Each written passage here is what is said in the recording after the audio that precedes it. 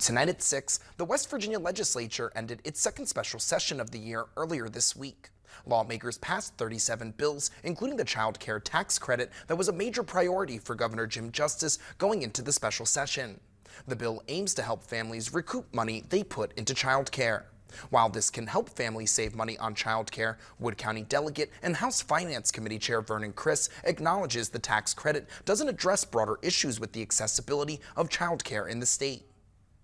We're needing more providers because we've got obviously more kids than we do providers, and we need them in certain strategic locations, and we don't have that.